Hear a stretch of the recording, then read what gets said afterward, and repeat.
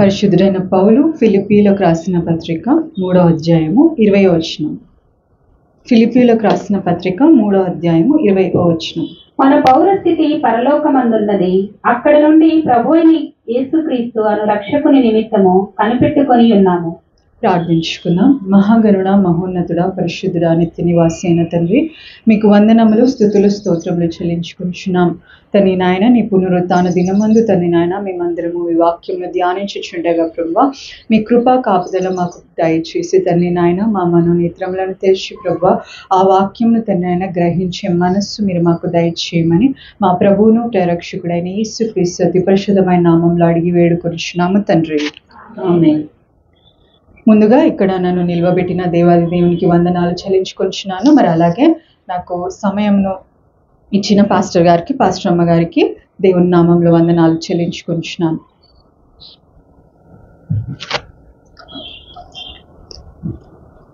మనం చదవబడిన వాక్యం గమనించినట్లయితే, మన పౌరస్థితి పరలోకమందున్నది, అక్కడ నుండి ప్రభువైన యేసుక్రీస్తు అనే రక్షకుని నిమిత్తము కనిపెట్టుకొని ఉన్నాము. మనము ఈ లోకవాసులము కాదు, మన సిటిజన్షిప్ ఇంగ్లీష్లో అయితే ఆ సిటిజన్షిప్ ఈజ్ ఇన్ హెవెన్ అని ఉందన్నమాట. మన పౌరస్థితి పరలోకమందు ఉన్నది అని దేవుని వాక్యం చాలా స్పష్టంగా చెప్తుంది. ఈ లోకంలో మనం కేవలము యాత్రికులము మాత్రమే అని దేవుని వాక్యం చాలా స్పష్టంగా మనకి తెలియజేస్తున్నది. అయితే ఈరోజు నేను పరలోకము గురించి కొన్ని విషయాలు మనము ధ్యానించాలి, దాని గురించి పరలోకం గురించి మనం తెలుసుకోవాలని నేను ఆశపడుతున్నాను. ఈ పరలోకమునకు సంబంధించిన పదములు అంటే పరలోక రాజ్యము కానీ, పరలోక సేన అని కానీ, పరలోకమందున్న తండ్రి అని కానీ, ఇటువంటి పదములు మనము బైబిల్ మొత్తం గమనించినట్లయితే దీని గురించిన ప్రస్తావన 182 సార్లు తెలుగు బైబిల్లో పరలోకమును గురించిన ప్రస్తావన మనకి కనబడుతుంది.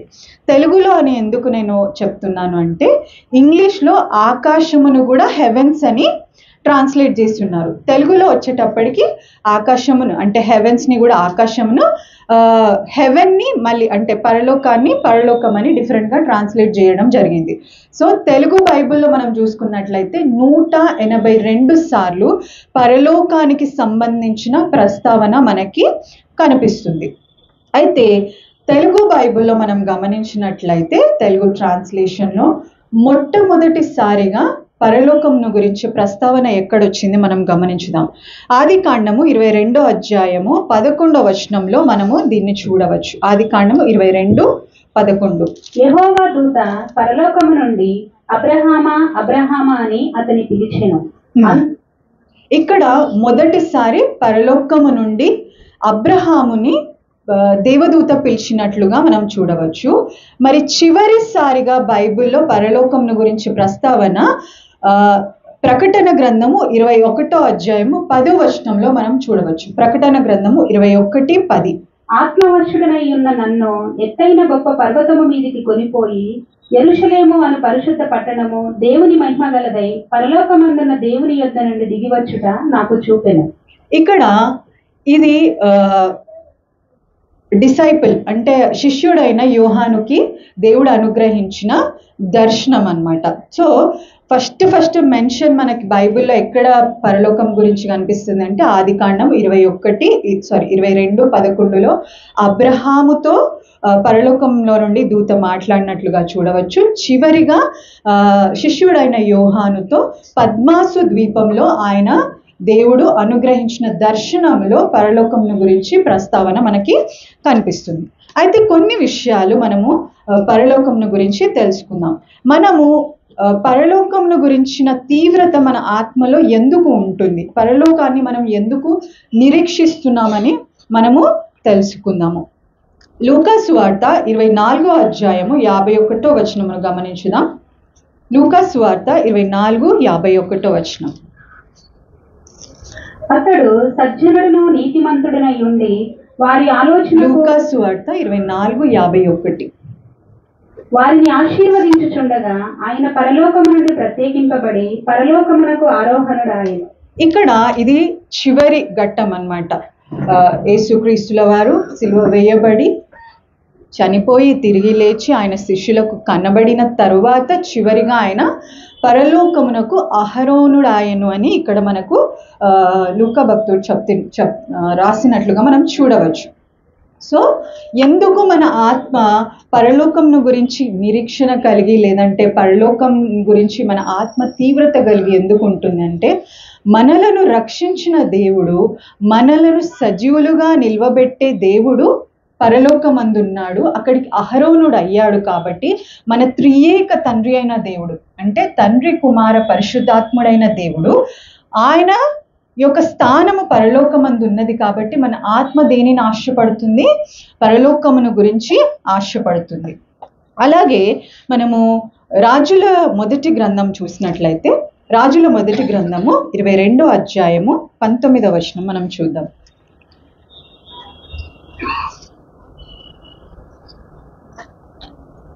రాజుల మొదటి గ్రంథము 22:19. యెహోవా సెలవిచ్చిన మాట ఆలకించుము. యెహోవా సింహాసీనుడై ఉండగా పరలోక సైన్యమంతయు ఆయన కుడి పార్శ్వమున ఎడమ పార్శ్వమున నిలిచియుండుట నేను చూచితిని. ఇక్కడ కూడా భక్తుడు ఏమంటున్నారు? యెహోవా సింహాసనాసీనుడై ఉండగా పరలోక సైన్యమంతయు ఆయన కుడి పార్శ్వమునను ఎడమ పార్శ్వమునను నిలిచియుండుట నేను చూచితిని. ఇక్కడ కూడా భక్తునికి ఒక దర్శనం కలిగింది పరలోకమును గురించి. అక్కడ ఏం జరుగుతుందంట? పరలోక సైన్య సమూహం అంతా కూడా దేవుని ఎడమ వైపున కుడివైపున నిలిచిండుట ఆయన చూచి ఉన్నాడు. సో ఆయన యొక్క స్థానము, ఆయన యొక్క సింహాసనం ఎక్కడున్నది? పరలోకమందు ఉంచబడి ఉన్నది. కాబట్టి మన ఆత్మ, మన నిరీక్షణ పరలోకమందున్నది. మన తండ్రి అయిన దేవుడు ఎక్కడైతే ఉన్నాడో మన స్థితి కూడా అక్కడే ఉంటుంది. మన స్థానము, మన ఇల్లు కూడా అక్కడే ఉంటుంది. మన తల్లిదండ్రులది ఏదైతే ఇప్పుడు మనము మన జీవన విధానం మనం గమనించినట్లయితే, ఎవరైనా చూడండి, వారి సొంత ఊరిని, సొంత ఇంటిని వారు ఎంతో ప్రేమిస్తారు. ఎందుకంటే ఇది నా తల్లిదండ్రుల ఇల్లు, నేను పెరిగిన చోటు, నేను ఎంతో ఆనందించిన చోటు, నాకు చక్కని మధురానుభూతులు ఉన్న స్థలము అని చెప్పి మనము మన తల్లిదండ్రుల యొక్క ఇంటిని మనము ఎంతో ప్రియముగా జ్ఞాపకం చేసుకుంటాం. మన ఈ లోక సంబంధమైన తల్లిదండ్రుల విషయంలోనే మనం అంత ప్రియముగా మనం దాన్ని ఎంచితే, మన పరలోక తండ్రి, మనల్ని విమోచించిన తండ్రి యొక్క స్థానమును, అది మన చివరి స్థానము, ప్రత్యేకింపబడిన స్థానము, మనం ఎల్లకాలము నివసించే స్థానము. కాబట్టి మన నిరీక్షణ పరలోకమందున్నట్టుగా మనము చూడవచ్చు. అలాగే పేతురు రాసిన మొదటి పత్రిక 3వ అధ్యాయము 22వ వచనమును మనము గమనించుకున్నాం. ఆయన పరలోకమునకు వెళ్ళి దూతల మీదనో అధికారుల మీదనో శక్తుల మీదనో అధికారము పొందినవాడై దేవుని కుడిపార్శ్వమున ఉన్నాడు. ఇక్కడ ప్రభువైన యేసుక్రీస్తు యొక్క స్థానమును గూర్చి పేతురు గారు చెప్తున్నారు. ఎక్కడ? తండ్రి అయిన దేవుని యొక్క కుడి పార్శ్వమున ఆయన కూర్చుండి అన్ని శక్తుల మీద ఆయన అధికారి అయి ఉన్నాడు. పరలోక సైన్య సమూహము మీద, భూలోకము మీద, సమస్తము మీద ప్రభువైన యేసుక్రీస్తు అధికారము కలిగి ఉన్నారని చెప్పి మనము చూస్తున్నాం. సో ఇక్కడ ప్రతి భక్తుడు మాట్లాడుతున్న విషయం ఏంటి? ఆయన సింహాసనము పరలోకమందున్నది, ఆయనను సమస్త పరలోక సైన్యము ఆయనను ఆరాధించుచున్నది. మన యొక్క స్థానము కూడా, మన యొక్క పౌరస్థితి కూడా ఆయనతో పాటే. మన తండ్రి ఎక్కడుంటే మన ఇల్లు కూడా అక్కడే అని మనకి దేవుని వాక్యము సెలవిస్తుంది. సరే, మన ఆత్మ ఎందు విషయమై పరలోకమును గురించి నిరీక్షిస్తుందో, దాన్ని ప్రియముగా ఎంచుతున్నదో మనము తెలుసుకున్నాము. ఈ పరలోకంను మనము అనేక సందర్భాల్లో చక్కని పాటలు పాడుతూ ఉంటాం. ఎంతో అందమైనది పరలోకము అని చెప్పి మనము చాలా పాటలు మనము పాడుతూ ఉంటాం. ఈ పరలోకం యొక్క అందమును గురించి మనము కొంత సమయము మనము ధ్యానించుదాము. ప్రకటన గ్రంథము 19వ అధ్యాయము 14వ వచనము మనం చూద్దాం. ప్రకటన. పరలోకమందున్న సేనలు శుభ్రమైన తెల్లని నారబట్టలు ధరించుకొని తెల్లని గుర్రములెక్కి ఆయనను వెంబడించుచుండిరి. ఇక్కడ మనము పరలోకంలో ఉన్న పరలోక నివాసులు ఎలాగూ ఉంటారు అనేది మనం చూస్తున్నాం. ఎలాగుంటారంట? పరలోకమందున్న సేనలు శుభ్రమైన తెల్లని నారబట్టలు ధరించుకొని తెల్లని గుర్రములెక్కి ఆయనను వెంబడించుచుండిరి. పరలోక సైన్య సమూహము ఎంత చక్కగా అలంకరింపబడి ఉన్నదో మనకి భక్తుడైన యోహాను ఇక్కడ మనకి దర్శనం ద్వారా తెలియజేస్తున్నారు. అలాగే ప్రకటన 21 అధ్యాయము 2వ వచనం మనం చూసుకుందాం. నేను నూతనమైన యెరూషలేము అను ఆ పరిశుద్ధ పట్టణము తన భర్త కొరకు అలంకరింపబడిన పెండ్లి కుమార్తె వలె సిద్ధపడి పరలోకమందున దేవుని యొద్ద నుండి దిగువచ్చుట చూచితిని. అయితే ఈ పరలోకమందున పట్టణం ఎలాగూ అలంకరింపబడి ఉన్నదంట? పెండ్లి కుమార్తె వలె సిద్ధపడి అలంకరింపబడి తన భర్త కొరకు అలంకరింపబడిన దాని వలె ఈ పరలోకమందున పట్టణము దేవుడు ఆయన ప్రియుల కొరకు, ఆయన యందు నమ్మిక ఉంచిన వారి కొరకు నిర్మింపబడిన పట్టణము పెండ్లి కుమార్తె వలె అలంకరింపబడినట్లుగా మనము చూస్తుండవచ్చు. మీరు ఏ పెళ్లిల కన్నా వెళ్ళండి, మీరు ఎంత గమనించినప్పటికీ ఒక బ్రైడ్కి అంటే పెండ్లి కుమార్తెకి కానీ రిలేటివ్స్కి కానీ ఒక ప్రత్యేకత ఉంటుంది. ఎంత ఎంత నిండా బంగారం వేసుకొని, ఎంత వేల పట్టు చీర మనం కట్టుకొని వెళ్ళినప్పటికీ పెండ్లి కుమార్తె మాత్రము ప్రత్యేకంగానే కనిపిస్తుంది. ఆ పెండ్లి కుమార్తె యొక్క ముఖంలో కానీ, ఆ భర్త కోసం ఎదురు చూసే ఒక సంతోషంలో కానీ, ఆమె ముఖంలో ఒక వర్చస్సు, ఒక సంతోషము, ఒక ప్రత్యేకమైన ఒక కళ అనేది మనము పెండ్లి కుమార్తెలో చూడవచ్చు. అలాగే ఇక్కడ భక్తుడు ఏం తెలియజేస్తున్నాడంటే, భర్త కొరకు అంటే మన దేవుని కొరకు మనం ఎదురు చూస్తున్న సంఘము, ఆ పరిశుద్ధ పట్టణము ఎలాగుందంట? పెండ్లి కుమార్తె వలె ఎంతో అందముగా అలంకరింపబడి ఉన్నది అని మనము చూడవచ్చు. అదే ప్రకటన గ్రంథము మనము చూసినట్లయితే 21వ అధ్యాయము 10 నుండి 14 వచనాలు మనం చూసుకుందాం. 10 నుండి 14. ఆత్మవశుడనైన నన్ను ఎత్తైన గొప్ప పర్వతము మీదికి కొనిపోయి యెరూషలేము అను పరిశుద్ధ పట్టణము దేవుని మహిమ గలదై పరలోకమందున దేవుని యొద్ద నుండి దిగివచ్చుట నాకు చూపెను. దాని ఎందరి వెలుగు దగదగ మరియు సూర్యకాంతము వంటి అమూల్యమైన రత్నములు పోలి ఉన్నది. ఆ పట్టణమునకు ఎత్తైన గొప్ప ప్రాకారమును 12 గుమ్మములను ఉండెను. ఆ గుమ్మముల యొద్ద 12 దేవదూతలు ఉండిరి. ఇశ్రాయేలీల 12 గోత్రముల నామములు ఆ గుమ్మముల మీద వ్రాయబడి ఉన్నవి. తూర్పు వైపున 3 గుమ్మములు, ఉత్తరము వైపున 3 గుమ్మములు, దక్షిణపు వైపున 3 గుమ్మములు, పశ్చిమము వైపున 3 గుమ్మములు ఉన్నవి.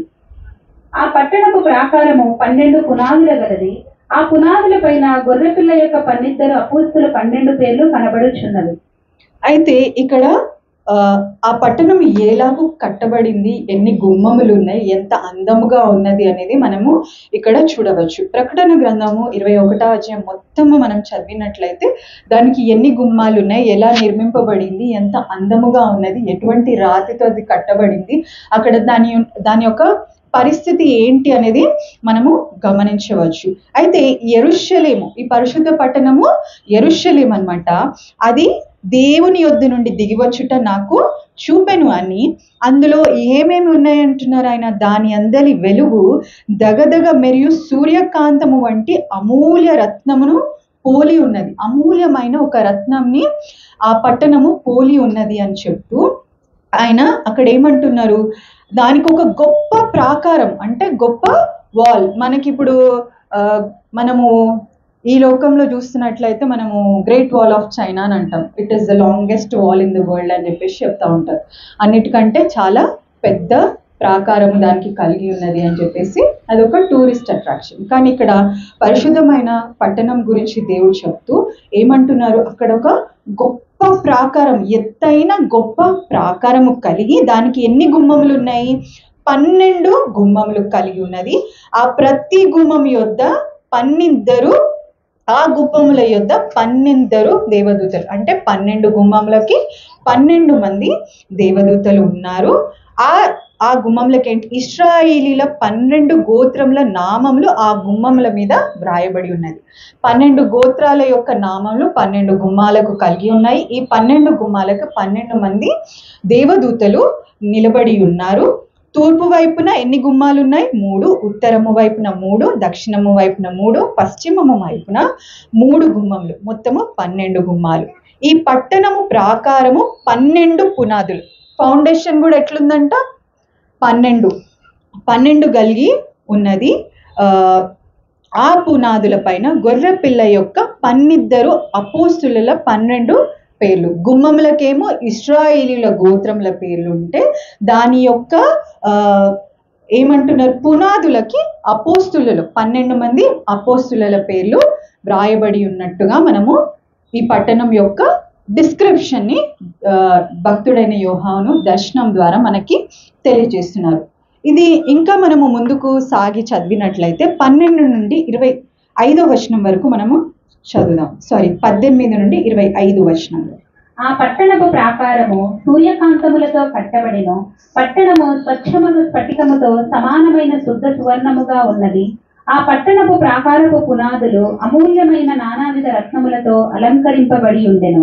మొదటి పునాది సూర్యకాంతపు రాయి, రెండవది నీలము, మూడవది యమునా రాయి, నాలుగవది పచ్చ, ఐదవది వైడూర్యము, ఆరవది కెంపు, ఏడవది సువర్ణ రత్నము, ఎనిమిదవది గోమేదికము, తొమ్మిదవది పుష్యరాగము, 10వది సువర్ణశీల శూనీయము, 11వది పద్మరాగము, 12వది సుగంధము. దాని 12 గుమ్మములు 12 ముత్యములు, ఒక్కొక్క గుమ్మము ఒక్కొక్క ముత్యముతో కట్టబడి ఉన్నది. పట్టణపు రాజవీధి శుద్ధ సువర్ణమైన స్వచ్ఛమైన స్ఫటికమును పోలి ఉన్నది. దానిలో ఏ దేవాలయమును నాకు కనబడలేదు. సర్వాధికారి అయిన దేవుడగు ప్రభువును గొర్రెపిల్లయు దానికి దేవాలయమై ఉన్నారు. ఆ పట్టణములో ప్రకాశించుటకై సూర్యుడైనను చంద్రుడైనను దానికి అక్కరలేదు. దేవుని మహిమయే దానిలో ప్రకాశించుచున్నది. గొర్రెపిల్లయే దానికి దీపము. జనములు దాని వెలుగునందు సంచరింతురు. భూరాజులు తమ మహిమను దానిలోనికి తీసుకొని వస్తురు. అక్కడ రాత్రి లేనందున దాని గుమ్మములు పగటి వేళ ఏమాత్రమును వేయబడవు. ఇక్కడ మనము గమనించినట్లయితే 12 రాళ్ల పేర్లు ఇక్కడ మనము చూడవచ్చు. 12 రాళ్ళు, 12 పునాదులకి 12 పునాదులు ఈ 12 విచిత్రమైన ప్రత్యేకింపబడిన రాళ్లతో కట్టబడినట్లు మనం చూస్తూ ఆ 12 గుమ్మాలు ముత్యములతోటి అలంకరింపబడినట్టుగా మనము చూడవచ్చు. ఆ పట్టణం అంటే ఈ యెరూషలేము పట్టణం యొక్క రాజవీధి అంటే గేట్వే ఏదైతే ఉందో అది ఎలా ఉందంట, స్వచ్ఛమైన సువర్ణమయమై స్ఫటికమును పోలి ఉన్నది. అంటే ప్యూర్ గోల్డ్ యొక్క స్ట్రీట్ దానికి ఉన్నట్లుగా మనము చూడవచ్చు. అయితే దీనిలో ఏ దేవాలయము భక్తుడైన యోహానుకి కనబడలేదు. ఎందుకు కనబడలేదు అని అంటే ప్రభువు గొర్రె పిల్లయు దానికి దేవాలయమై ఉన్నారు. ఆ దేవాలయంలో ఆ పట్టణంలో ప్రకాశించుటకు సూర్యుడు చంద్రుడు దానికి అక్కరలే లేదు. ఎందుకనంటే ఆ ప్రభు అయిన దేవుని యొక్క మహిమయే దానిలో ప్రకాశించుచున్నది అని చెప్పి మనము చూడవచ్చు. సో ఎంతో అందముగా మనము దీన్ని ఎంత ఆలోచించినా కూడా దాని యొక్క అందమును మన బ్రెయిన్ గ్రాస్ప్ చేయలేదు. మనం ఒకసారి ఆలోచించినా కూడా అది ఎంత అందంగా, అంటే ఈ లోకంలో ఎంత పెద్ద వరల్డ్స్ టాప్ ఆర్కిటెక్ట్ వచ్చినా కూడా దాన్ని రీక్రియేట్ చేయడం మాత్రం ఎవరి వల్ల కాని పని. దేవుడు అంత అందముగా దాన్ని అలంకరించి ఉన్నాడు. ఎందుకు దీన్ని అలంకరించి ఉన్నాడు, ఎవరి కొరకు దీన్ని అలంకరించి ఉన్నాడు అంటే మన కొరకే కదా ఇదంతా. ఆ పట్టణంని ఎవరి కొరకు ఆయన సిద్ధపరచుచున్నాడు, ఆయన కొరకు ఎవరైతే సిద్ధపడి ఉన్నారో, ఆయన కొరకు ఈ లోకంలో ఎవరైతే జీవిస్తూ ఉన్నారో, ఆయన కొరకు ఎవరైతే ఈ లోకంలో మరణించడానికి కూడా సిద్ధముగా ఉన్నారో, ఆయన కొరకు ఎవరైతే అవమానాలు పడడానికి సిద్ధముగా ఉన్నారో, ఆయన రక్తంలో ఎవరైతే తమ బట్టలు ఉదుక్కొని శుభ్రపరుచుకున్నారో వారందరికీ కూడా ఈ లోకంలో ఈ పట్టణంలో దేవుడు సిద్ధపరిచి ఉన్నాడు. ఈ లోకంలో మనం ఎంత పెద్ద ఒక గొప్ప మన కొరకు మనం ఇంటిని కట్టుకున్నా, మన బిడ్డల కొరకు మనం ఎంత సంపాదించి పెట్టినా కూడా దాన్ని అది పోలి ఉండదు. మనం అనుకుంటాం కదా ఎంత పెద్ద ధనవంతుడైన, ఇప్పుడు మన ఇండియాలో చూసుకుంటే కూడా ఎంత పెద్ద ధనవంతుడైన ఇటువంటి పట్టణాన్ని కట్టగల శక్తి ఎవరికి కూడా లేదు. ఎందుకనంటే అది దేవుని ఆలోచనలో నుండి, దేవుని మహిమలో నుండి పుట్టిన యొక్క పట్టణము. అది ఎంతో అందమైన పట్టణముగా మనము చూడవచ్చు. ఇంగ్లీష్లో అయితే ఎంత బ్యూటిఫుల్గా ఆయన చెప్తారంటే, ఇంగ్లీష్లో ESV బైబిల్ నుండి నేను చదువుతున్నాను. It's radiance like most rare jewel like a jasper clear as crystal. Most rare jewel అని అంటారు. అంటే అతి ప్రత్యేకమైన, అంటే మనం ఎప్పుడు చూడని ఒక చక్కని రాయి వలె అది చాలా క్రిస్టల్ క్లియర్గా, మనము కొన్ని ప్లేసెస్లో చూస్తే వాటర్ ఎంత డీప్ ఉన్నా కూడా పైనుండి కింద చాలా క్లియర్గా ఏముందో కనిపిస్తుంది. అటువంటి క్రిస్టల్ క్లియర్గా ఈ పట్టణము ఉంది, ఎంతో బ్యూటిఫుల్గా ఉందని చెప్పేసి ఇంగ్లీష్ బైబిల్లో ట్రాన్స్లేట్ చేయబడింది. సో మనము మన ఆత్మ పరలోకాన్ని వెతుకుతుంది, నిరీక్షిస్తుంది. ఎందుకు? మన తండ్రి అయిన దేవుడు అక్కడ ఉన్నాడు కాబట్టి. మన తండ్రి అయిన దేవుడు దాన్ని ఎలా నిర్మించి ఉన్నాడు? ఎంతో అందరంగా శుద్ధమైన సువర్ణముతో నిర్మించి ఉన్నాడు. అక్కడ ఉన్న సైన్య సమూహం అంతా ఎలా ఉంది? తెల్లని నారబట్టలు ధరించుకొని ఉన్నారు. రేపు దేవుడు మనల్ని పిలిచినప్పుడు, ఆయన సముఖంలో మనము నిలవబడినప్పుడు, మనము కూడా ఆయన చిత్తములో ఉండి, ఆయన ఏర్పరచబడిన వారిలో ఉండి ఆ జీవ కిరీటం పొందుకున్న వారమైతే మనం కూడా ఆ బంగారు రాజవీధిలో తిరిగే వారమై ఉంటాం కదా, ఆయన వారసులుగా. సో అటువంటి చక్కని స్థితి, అటువంటి చక్కని పట్టణము దేవుడు మన కొరకు నిర్మించి ఉన్నట్లుగా మనం చూడవచ్చు. ఇంకొక విషయం మనం గమనించుదాము.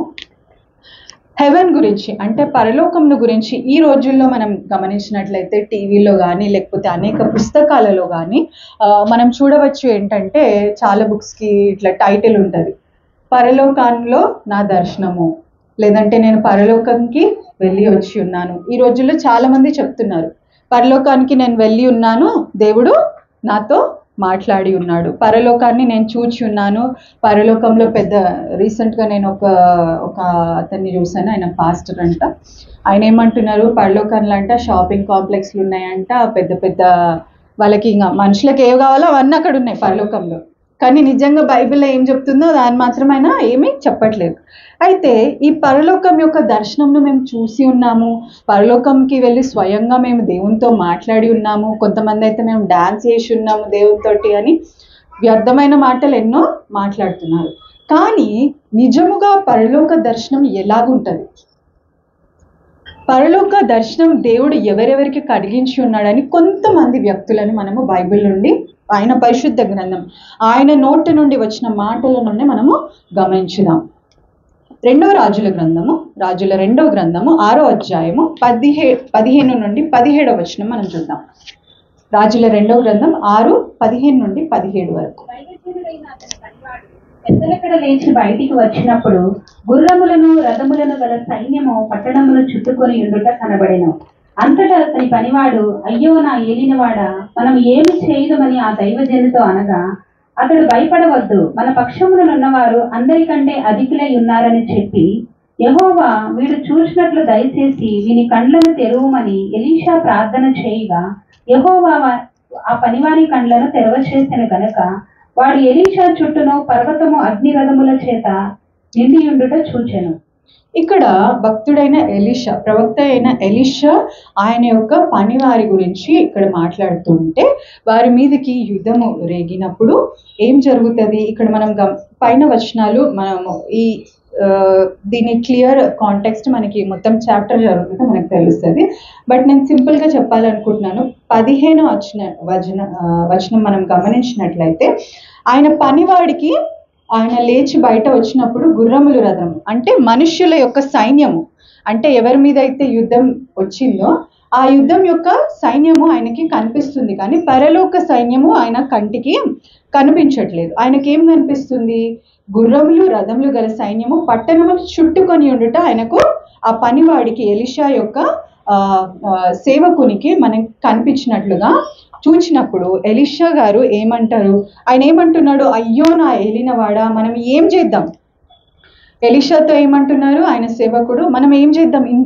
ఇంత గొప్ప సైన్యం అంతా మనల్ని, ఈ పట్టణాన్ని చుట్టుకొని ఉంది, ఈ పరిస్థితుల్లో మనం ఏం చేద్దాము అన్నప్పుడు ఎలీషా గారు ప్రార్థించి ఆయన కన్నులు తెరవజేయమన్నప్పుడు ప్రభువైన యెహోవా ఆయన కన్నులు తెరిచినప్పుడు మనం చూడవచ్చు, యెహోవా వీడు చూచినట్లు దయచేసి వీని కళ్ళు తెరవమని ఎలీషా ప్రార్థన చేయగా, యెహోవా ఆ పనివాని కళ్ళను తెరవజేసిన గనుక వాడు ఎలీషా చుట్టూ పర్వతము అగ్ని గుర్రముల చేత రథముల చేత నిండి ఉండుట చూచాను. వారి ముందు ఆయనకి ఏం కనబడుతుంది? మామూలు రథాలు గుర్రాలు కనిపిస్తుంది. కానీ పరలోక సైన్య సమూహం ఎలా ఉందంట? అగ్ని రథములు అగ్ని గుర్రముల చేత వారిని చుట్టుకొని వారిని కాపాడుతుండుట మనకు చూడవచ్చు. సో పరలోక్యం యొక్క గొప్పతనము ఇది అన్నమాట. మనిషిని ఒక 1,00,000 టైమ్స్ కూడా అది హెచ్చుగా, మనం ఊహించే దానికంటే అత్యంత హెచ్చుగా పరలోకం యొక్క శక్తి కానీ దేవుని యొక్క శక్తి కానీ మనం ఇక్కడ చూడవచ్చు. ఇక్కడ ఎలీషా యొక్క పనివాడు ఆ యొక్క చక్కని దర్శనంను, దేవుని యొక్క దర్శనంను చూచినట్లుగా మనము చూడవచ్చు. ఇంకొక ప్రవక్తని మనం చూద్దాం. యెహెజ్కేలు గ్రంథము 1వ అధ్యాయము 1వ వచనమును మనం గమనించుదాం. యెహెజ్కేలు గ్రంథము 1:1.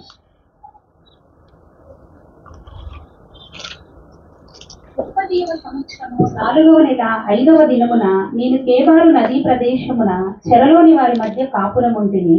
ఆ కాలమున ఆకాశము తెరవబడగా దేవుని గూర్చిన దర్శనములు నాకు కలిగిన. ఇక్కడ ప్రవక్త అయిన యెహెజ్కేలుకి దేవుడు దర్శనంను అనుగ్రహించినట్లుగా మనం చూడవచ్చు. ఇక్కడ ఆయన ఏమంటున్నారు? ఆకాశము తెరవబడగా దేవుని గూర్చిన దర్శనము నాకు కలిగింది. ఏం తెరవబడిందంట? ఆకాశము తెరవబడినప్పుడు దేవుని యొక్క దర్శనము నాకు కలిగింది. ఆయన యెహెజ్కేలు చాలా గొప్ప ప్రవక్త. మనం చూసినట్లయితే ఎలీషా కూడా చాలా గొప్ప ప్రవక్త. కానీ వాళ్ళు ఎంత వాళ్ళను వాళ్ళు తగ్గించుకొని మాట్లాడుతున్నారు. ఈ రోజుల్లో ఏం చేస్తున్నారు? నేనే డైరెక్ట్గా పోయినా అంటారు. ఏమంటారు? నేనే డైరెక్ట్ వెళ్ళిపోయినా అంట. కానీ ఇక్కడ ప్రవక్త అయిన యెహెజ్కేలు ఎంతో గొప్ప ప్రవక్త అయిన ఉన్నప్పటికీ ఆయన ఏమంటున్నారు? ఆకాశము తెరవబడగా దేవుని గూర్చిన దర్శనము నాకు కలిగింది. ఇక్కడ నుండి మనం అంతా గమనించినట్లయితే అక్కడ కూడా ఆయన ఏమేమి చూశాడో ఇక్కడ యెహెజ్కేలు ప్రవక్త అంతా రచించినట్టుగా అంటే మనము చూడవచ్చు. చాప్టర్ 1 మొత్తం మనం గమనించినట్లయితే ఆకాశం తెరవబడిన తర్వాత ఏమేమి జరిగింది, దేవుడు ఆయనకి పరలోక దూత ఆయనకి ఏమేమి చూపించింది అనేది మనమంతా చూడవచ్చు. అలాగే మనము నూతన నిబంధనని మనం గమనించినట్లయితే అపోస్తులుల కార్యంలో 7వ అధ్యాయము 55-56 వచనాలు మనం చూసుకున్నాం. అపోస్తులుల కార్యంలో 7వ అధ్యాయము 55-56. అయితే అతడు పరిశుద్ధాత్మతో నిండుకొనిన వాడై ఆకాశము వైపు తేరి చూచి దేవుని మహిమను, యేసు దేవుని కుడిపార్శ్వమందు నిలిచియుండుటను చూచి ఆకాశము తెరవబడుటయు మనుష్య కుమారుడు దేవుని కుడిపార్శ్వమందు నిలిచియుండుటయు చూచుచున్నానని చెప్పెను. ఇక్కడ భక్తుడు స్టెఫెను గురించి మాట్లాడుతున్నారు. స్టెఫెను రాళ్లతో కొట్టబడి చంపబడినప్పుడు స్టెఫెన్ ఆయన ఫస్ట్ మార్టర్ అన్నమాట. ఎర్లీ చర్చ్ అంటే మొదటి సంఘంకి, అంటే సంఘం ఆదిమ సంఘంకి ఫస్ట్ మార్టర్, క్రిస్టియన్డంలో ఫస్ట్ మార్టర్ భక్తుడైన స్టెఫెన్. అయితే ఆయనని రాళ్లతో కొట్టబడి చంపబడుతున్నప్పుడు ఆయన ఏం చేస్తున్నాడంట? అయితే ఆయన చంపబడుతున్న సమయంలో ఏం జరుగుతుంది? అతడు పరిశుద్ధాత్మతో నిండుకొనిన వాడై ఆకాశం వైపు తేరి చూచి దేవుని మహిమను, యేసు దేవుని కుడి పార్శ్వమందు నిలిచియుండుట చూచి ఆకాశము తెరవబడడం ఆయన చూచి ఉన్నాడంట. ఇక్కడ ఆయనకి ఏ దర్శనం కలుగుతుంది? పరలోక దర్శనము కలుగుతుంది.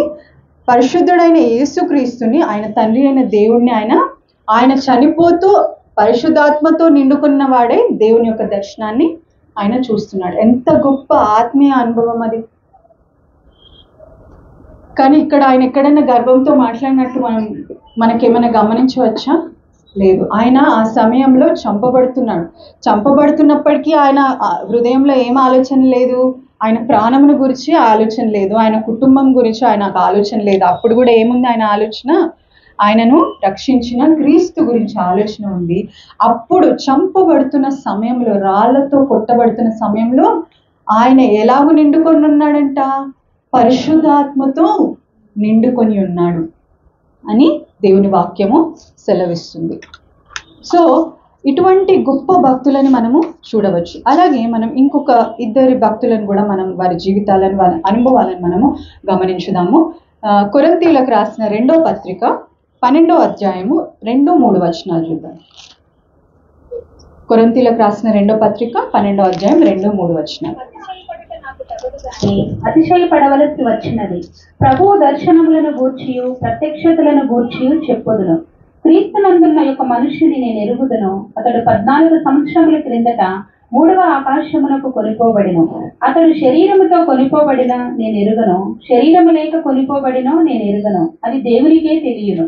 ఇక్కడ అపోస్తులుడైన పౌలు గారు తన యొక్క దర్శనం గురించి ఆయన చెప్తున్నాడు. మీరు ఇక్కడ గమనించినట్లయితే, అతిశయపడుట నాకు తగదు కానీ అతిశయపడవలసి వచ్చినది కాబట్టి ప్రభువు దర్శనం గురించి నేను చెప్తాను అంటూ ఆయన ఏమంటాడు, క్రీస్తునందున్న ఒక మనుష్యుని నేను ఎరుగుదును. అతడు 14 సంవత్సరాల క్రిందట 3వ ఆకాశానికి అంటే పరలోకానికి కొనిపోబడి, అతడు శరీరంతో కొనిపోబడను నేను ఎరగను, శరీరం లేక కొనిపోబడను నేను ఎరగను, అది దేవునికే తెలియను, అట్టి మనుషుని నేను ఎరుగుదును అని అంటూ, అతడు పరదేశులోకి కొనిపోబడి వచింప శక్యము గాని మాటలు వినెను. ఇక్కడ ఈ దర్శనము పౌలు గారికే కలిగింది, కానీ ఆయన పేరు అక్కడ ఎక్కడైనా ఆయన చెప్పుకుంటున్నాడా? ఆయన ఏమంటున్నాడు, నాకు ఒక మనుష్యుడు తెలుసు, ఆయనకి ఒక దర్శనం కలిగింది, ఆయన 3వ ఆకాశంలోకి ఎక్కి వెళ్ళినాడు, ఆయన శరీరంతో వెళ్ళినాడు, శరీరంలో ఎక్కి వెళ్ళినాడో నాకు తెలియదు. కానీ అక్కడ ఆ పరలోకంలో వచింప శక్యం అంటే మనుషులు మాట్లాడలేని ఒక గొప్ప గొప్ప పరిశుద్ధమైన మాటలను ఆ మనుష్యుడు విని ఉన్నాడని. ఇక్కడ నేను కూడా అని అంటలేదు, ఆయన ఏమంటున్నాడు అంటే అక్కడ ఆయన యొక్క తగ్గింపును మనము గమనించవచ్చు. ఆయన పరలోకంకి వెళ్ళినప్పటికీ వచింప శక్యము కానీ అంటే మానవ మాత్రులు మాట్లాడలేని మాటలు ఆయన విన్నప్పటికీ, అంత గొప్ప అనుభవం ఆయనకి కలిగినప్పటికీ ఆయన నేను అని అక్కడ సంబోధించట్లేదు, నాకు కలిగింది అని ఆయన గొప్పలకి పోవట్లేదు. ఈరోజు అటువంటి దర్శనం ఏ మనుషునికైనా కలిగితే ఫస్ట్ ఏడుంటుంది, న్యూస్ ఛానల్లో ఉంటుంది. ఒక 1000 రకాల బుక్కులు, 1000 రకాల డిస్క్రిప్షన్స్ తోటి రాయబడి కొన్ని వేల సంఖ్యలో ఆ బుక్లు అమ్ముడుపోతే, 1000 సంఖ్యలో యూట్యూబ్లో ఏ ఒక్క సోషల్ మీడియా ఛానల్లో వదిలిపెట్టకుండా దాని గురించి గొప్పలు చెప్పుకొని, అంటే దేవుడు ఇయ్యని దర్శనాలను బట్టే అబద్ధములతో వారు ఇంత గొప్ప అబద్ధ బోధని తీసుకొని మన ముందుకు వస్తున్నాడంటే, నిజంగా ఒకవేళ వారికి దేవుడు దర్శనాన్ని కలిగించినారనుకోండి, అప్పుడు వారి స్థితి ఎలా ఉంటుంది? కానీ మనం ఇంతవరకు గమనించిన 4 భక్తుల్లో కూడా ఎక్కడ కూడా ఆ గర్వాన్ని మనము చూడము. ఎందుకనంటే ఆ ఎక్స్పీరియన్స్ని బట్టి, వారి జీవితంలో జరిగిన ఆ అద్భుత కార్యాన్ని బట్టి వారు ఇంకా కూడా వారి జీవితాల్లో తగ్గింపును, పరిశుద్ధాత్మ శక్తిని పొందుకున్నట్లుగా మనము చూడవచ్చు. మనం చివరిగా ఇంకొక వ్యక్తిని మనం గమనించుదాము. ప్రకటన గ్రంథము 4వ అధ్యాయము 1 నుండి 4 వచనాలు మనం గమనించుదాం. ప్రకటన 4:1 నుండి 4 వచనాలు. ఈ సంగతులు జరిగిన తర్వాత నేను చూడగా, అదిగో పరలోకమందు ఒక తలుపు తెరవబడి ఉండెను, మరియు నేను మొదట వినిన స్వరము బూరధ్వని వలె నాతో మాట్లాడగా వింటిని. ఆ మాట్లాడిన వాడు, ఇక్కడికి ఎక్కి రమ్ము, ఇక మీదట జరగవలసిన వాటిని నీకు కనపరచదనెను. వెంటనే నేను ఆత్మవర్షుడనైతిని. అదిగో పరలోకమందు ఒక సింహాసనము వేయబడి ఉండెను, సింహాసనమందు ఒకడు ఆసీనుడై ఉండెను. ఆసీనుడైన వాడు దృష్టికి సూర్యకాంత పద్మరాగములను పోలినవాడు, మరకతము వలె ప్రకాశించు మేఘధనుసు సింహాసనము ఆవరించి ఉండెను. సింహాసనము చుట్టూ 24 సింహాసనములుండెను. ఈ సింహాసనములందు 24 పెద్దలు తెల్లని వస్త్రములు ధరించుకొని తమ తలల మీద సువర్ణ కిరీటములు పెట్టుకున్న వారై కూర్చుండేది. ఇక్కడ భక్తుడైన యోహాను పద్మాసు ద్వీపంలో ఆయన పెట్టబడ్డాడు అనమాట, చెరవేయబడ్డాడు. ఆ ద్వీపంలో, పద్మాసు ద్వీపంలో దేవుడు ఆయనకి ఒక దర్శనము కలిగిస్తున్నాడు. ఇట్ ఈస్ రెవల్యూషన్ అని అంటే ఇది లాస్ట్ మనకి దేవుడు మనకిచ్చిన చివరి వాక్కు ప్రకటన గ్రంథం. ఇది జరగబోయేది. ఇప్పటి వరకు మనం గమనించిన భక్తుల్లో ఇవన్నీ ఆల్రెడీ జరిగినవి, వారు ప్రత్యక్షంగా వారు చూచినారు. కానీ ప్రకటన గ్రంథం మనం గమనించినట్లయితే ఇది జరగబోయేదన్నమాట.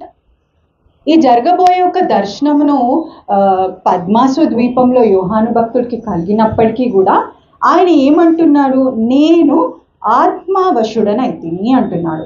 ఆత్మవశుడై ఆయన అక్కడ ఏమేమి ఆయన చూసి ఉన్నాడో మనకి చెప్తూ ఉంటాడు. ఆకాశమందు ఆసీనుడైన వాడు దృష్టికి సూర్యకాంత పద్మరాగములను పోలినవాడు, మరకతం వలె ప్రకాశించు ఇంద్రధనస్సు సింహాసనము ఆవరించి ఉండెను. ఆ సింహాసనమందు ఒకడు ఆసీనుడై ఉండెను. అని పరలోకంను గురించి చక్కగా ఆయన వివరిస్తూ ఉన్నాడు. ఇక్కడెక్కడైనా నేను చూసినా, నాకు కనిపించింది, నన్ను దేవుడు పిలిచిండు, ఎక్కడైనా మనకి కనిపిస్తుందా? ఆయన గురించి, ఆయన గొప్పతనం గురించి ప్రకటన గ్రంథంలో యోహాను భక్తుడి గొప్పతనం గురించి మనకి ఎక్కడ కూడా ఆయన చెప్పుకున్నట్టు ఆయననే కదా రాసినాడు. చెప్పుకోవచ్చు కదా, ఆయన చెప్పాలంటే చెప్పలేడా? కానీ ఇవన్నీ కూడా దేవుని యొక్క ఆత్మ వలన రాయబడిన గ్రంథం కాబట్టి, ఆయన ఆత్మ వలన రాయబడిన మాటలు కాబట్టి అవి ఎంతో ప్యూర్గా, అంటే ఎంతో ప్రత్యేకముగా చక్కగా వ్రాయబడి మనుషులకి ఆత్మకి సేద తీర్చేదిగా, ఆత్మకి బలము చేకూర్చేవిగా మనము చూడవచ్చు. ఇక్కడ ఆయనకి ఇటువంటి గొప్ప దర్శనం, రాబోయే కాలమున గురించి కలిగిన దర్శనం కలిగినప్పటికీ కూడా ఆయనలో మనము ఏ గర్వమును మనము చూడము. ఆయనలో ఆ తగ్గింపులు మాత్రమే చూడవచ్చు. ఆయన ఎంత తగ్గించుకొని ఉంటే పరలోకం యొక్క దర్శనము దేవుడు ఆయనకు అనుగ్రహించి ఉండవచ్చు, మనము గమనించాలి. సో ఈ రోజుల్లో మనకు ఎవరైనా వచ్చి పరలోకమును గురించి ఏదైనా చెప్పినట్లయితే మనము తిరిగి ఉత్తరం ఇచ్చే స్థితిలో మనం ఉండాలి. ఎలాగూ పరలోకమును గురించి దైవ గ్రంథంలో సమస్తమును తెలియజేయబడి ఉన్నది. ఆ జరిగిపోయిన కాలము మాత్రమే కాదు, జరగబో కాలము యొక్క స్థితి కూడా దేవుడు నాకు ఆల్రెడీ దేవుని యొక్క గ్రంథంలో ఆయన రాసి పెట్టి నాకు దేవుడు చదువుకోవడానికి, దాన్ని ధ్యానించడానికి నాకు అనుగ్రహించి ఉన్నాడు. వేరే వాళ్ళ యొక్క ఎక్స్పీరియన్సెస్ని కానీ, లేకపోతే వారు ఏదో షాపింగ్ కాంప్లెక్సెస్ ఉన్నాయి, అక్కడ కార్స్ ఉన్నాయి, లేకపోతే ఆడ గోల్డ్ ఉంది, అక్కడ అది ఉంది, అక్కడ ఇట్లుంటుంది, ఇవన్నీ చెప్తే మనము వాటిని నమ్మాల్సిన అవసరం మనకి లేదు. ఎందుకంటే దేవుడు మనకు ఆల్రెడీ అది ఏ విధంగా ఉందో, ఎంత అందంగా ఉందో, ఎలా అలంకరింపబడిందో, అక్కడికి ఎవరు వెళ్తారో, అక్కడ రాజు ఎవరై ఉన్నారో, అక్కడ దేవాలయం ఉందో లేదో, అక్కడ రాత్రి కూడా లేదని దేవుని గ్రంథము చెప్పబడుతుంది. ప్రతి విషయము సూక్ష్మముగా చక్కగా మనకి దేవుని గ్రంథంలో వివరించబడి ఉన్నది. కాబట్టి వేరే వాళ్ళ ఎక్స్పీరియన్సెస్ని మనము బేస్ చేసుకొని మన ఫెయిత్ని, అంటే మన విశ్వాసాన్ని బలపరుచుకోవాల్సిన అవసరత లేదు. కానీ దేవుని చెప్పిన మాటలను బట్టి, ఆయన యొక్క గ్రంథంను బట్టి, ఆయన మాట్లాడిన మాటలను బట్టి మనము మన విశ్వాసాన్ని బలపరుచుకొనే స్థితిలో మనం ఉన్నాం. అన్ని విషయాలు మనం గమనించి ఉన్నాం. అక్కడ ఎవరు సింహాసనాసీనుడై ఉన్నారు, అది ఎంత అందంగా ఉన్నది, ఆయన భక్తులకి కలిగిన దర్శనము వారిని ఎంతగా తగ్గించింది, వారు ఎంతగా ఆత్మవశులై ఆ దర్శనాన్ని చూచి ఉన్నారు అనేది మనము ఇంతవరకు గమనించున్నాం. అయితే ఈ పరిశుద్ధ పరలోకంకి, ఈ యెరూషలేము పట్టణంకి ఎవరు వెళ్ళదగిన వారు లేదా ఎవరు వెళ్ళదగని వారు, ఎవరికి ఈ పరిశుద్ధమైన పట్టణంలో స్థానం ఉందో మనం ఒకసారి కొన్ని వచనాల్లో మనం గమనించుకొని ముగించుకుందాం. మత్తయి సువార్త 5వ అధ్యాయము 3వ వచనము మనం గమనించుదాం. ఇది మనందరికీ తెలిసిన విషయమే, ధన్యతలలో చెప్పబడుతుంది. ఆత్మ విషయమై దీనులైన వారు ధన్యులు, పరలోక రాజ్యము వారిది. పరలోక రాజ్యం ఎవరిదంట? ఆత్మ విషయమై దీనులైన వారిది పరలోక రాజ్యం. అదే అధ్యాయం 5వ అధ్యాయము 10వ వచనం మనము చూద్దాం. నీతి నిమిత్తము హింసింపబడి వారు ధన్యులు, పరలోక రాజ్యము వారిది. ఇక్కడ రెండు సార్లు కూడా పరలోక రాజ్యము వారిది అని అంటున్నారు. 2 సార్లు కూడా దేవుడు చాలా స్పష్టంగా మనకేం చెప్తున్నారు? ఆత్మ విషయమై మీరు దీనులై ఉండాలి. 2వ విషయము నీతి నిమిత్తం, అంటే దేవుని యొక్క రాజ్యం నిమిత్తం కానీ, ఆయన కొరకు కానీ హింసింపబడి వారు ధన్యులు అంటూ పరలోక రాజ్యము వారిది. అంటే పరలోక రాజ్యంలో ఉండాల్సిన ఒక క్వాలిటీ గురించి, అంటే ఆ రాజ్యంకి వెళ్ళాలి అని అంటే మనము ఏ విధంగా ఉండాలి? ఆత్మలో మనము దీనులమై ఉండాలి. దేవుని రాజ్యము కొరకు, ఆయన నీతి కొరకు హింసింపబడడానికి కూడా మనము సిద్ధపడి ఉండాలి. ఎప్పుడైతే మనం అలా సిద్ధపడి ఉంటామో అప్పుడు ఆ రాజ్యంలో మనకి ప్రవేశము కలుగుతూ ఉంటుంది. అలాగే మత్తయి సువార్త 18వ అధ్యాయము 3వ వచనం మనం గమనించుకున్నాం. 18:3. మీరు మార్పు నుండి బిడ్డల వంటి వారైతేనే గాని పరలోక రాజ్యములో ప్రవేశింపరని మీతో నిశ్చయముగా చెప్పుచున్నాను. ఇక్కడ యేసు ప్రభుల వారు చక్కగా చెప్తున్నారు. ఏంటి? మీరు మార్పు నుండి బిడ్డల వంటి వారే. బిడ్డల వంటి అని ఎందుకు ఆయన చెప్తున్నారంటే, వారు ఎంతో స్వచ్ఛమైన మనసు కలిగిన వారు. వారు ఏ కోపమును కూడా హృదయంలో పెట్టుకునే వారు కాదు. కల్మషము లేకుండా ఉన్నది ఉన్నట్టుగా వారు చెప్పేవారు ఎటువంటి కల్మషం లేకుండా, ఎటువంటి క్రోధం లేకుండా, ఎటువంటి చెడ్డ తలంపులు లేకుండా ఒక చక్కని నిశ్చలమైన శుభ్రమైన మనస్సు కలిగిన వారు. కాబట్టి దేవుడు ఏమంటున్నారు, అటువంటి స్థితి మీకు లేకపోతే పరలోక రాజ్యంలో మీకు ప్రవేశము లేదు. పరలోక రాజ్యంలో మనము ఎలా ఉండాలి, మార్పు నొంది చిన్న బిడ్డల వలె. అంటే వాళ్ళని ఒక దెబ్బ ఈ సమయంలో వేస్తే ఒక 5 నిమిషాల తర్వాత వాళ్ళు మర్చిపోతారు.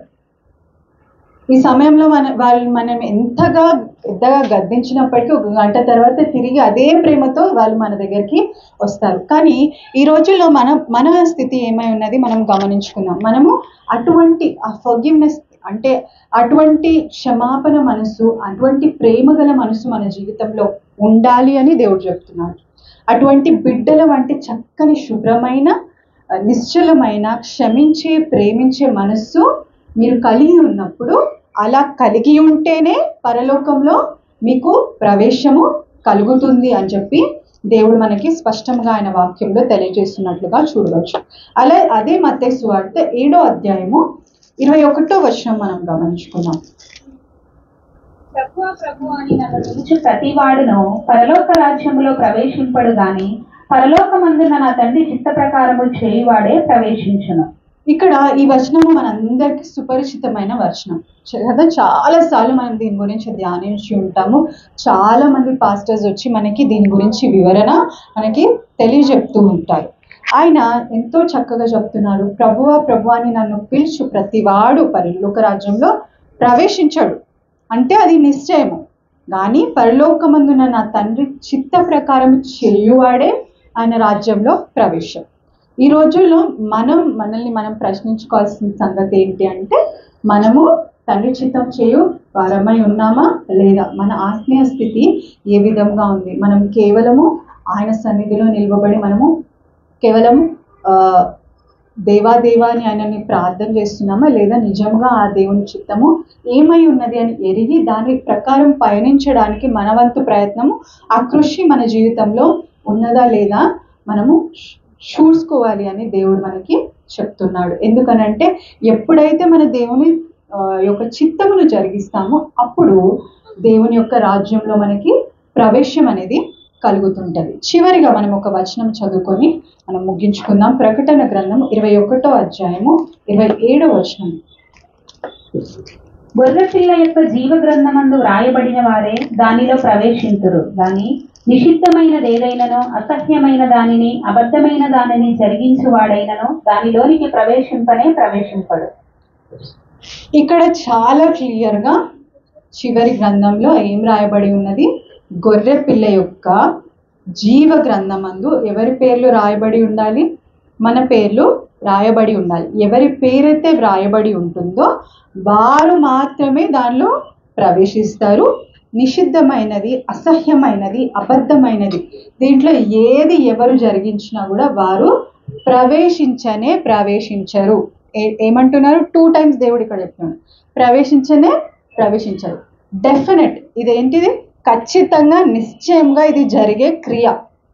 దేవుడు మనకేం చెప్తున్నారు? ఆయన జీవ గ్రంథంలో మీ పేర్లు, మన పేర్లు, నీ పేరు, నా పేరు వ్రాయబడి ఉండాలి. ఎప్పుడైతే ఆ స్థితి మనం కలిగి ఉంటామో అప్పుడే ఆయన రాజ్యంలోకి ఏదైతే మన ఆశ ఉన్నదో, మన ఆత్మ యొక్క ఆశ, నా తండ్రిని నేను చూడాలి, నా కళ్ళతో నేను చూడాలి, నా తండ్రితో నేను నివసించాలి, నా పౌరస్థితి ఇది కాదు. ఈ లోకంలో ఉన్నంత వరకు మనం ఇండియన్ అయినప్పటికీ ఎప్పటికీ మనము ఇండియన్స్గా ఉండే స్థితి ఉండదు. మనం మరణించిన తర్వాత మన పౌరస్థితి ఏమై ఉన్నది? మనం ఎప్పటికీ నివసించవలసిన స్థానము మన తండ్రి అయిన దేవుని సన్నిధిలో ఉంది. ఆ పరిశుద్ధమైన యెరూషలేము పట్టణంలో ఉంది. ఆ రాజవీధులలో ఆ ముత్యములతో చేయబడిన గుమ్మంలో మనము ప్రవేశించు వారమై ఉన్నాము. అటువంటి స్థితి మనకి కలగాలంటే దేవుడు మనకు ఒక రిక్విజిట్ పెడుతున్నాడు. ఏమని? ఆయన జీవ గ్రంథంలో మీరు పేరు వ్రాయబడి ఉండాలి. అటువంటి స్థితి మీరు కలిగి ఉన్నట్లయితే ఆయన సన్నిధిలో మీకు ప్రవేశము కలిగి ఉన్నది. లేదు, అబద్ధమైన వాటిని, నిషిద్ధమైన వాటిని, అసహ్యమైన వాటిని మీరు చేసినట్లయితే దానిలో ఏమంటున్నారు? ప్రవేశించరు. దేవుడు మనకి చాలా స్పష్టముగా ఈ విషయాలన్నీ చెప్తున్నాడు. కాబట్టి అటువంటి స్థితి, ఆ దేవుని రాజ్యంలో నిలవబడే స్థితి, ఆయన యొక్క అందమును, ఆ పరిశుద్ధమైన ఆయనే దేవాలయమైన ఆ పట్టణంలో మనమందరము ప్రవేశించాలి. అట్టి విశ్వాస స్థితి మనమందరము కలిగి ఉండాలని దేవుడు ఆశపడుతున్నాడు. అట్టి స్థితి దేవుడు మనందరికీ అనుగ్రహించును గాక. ఆమేన్.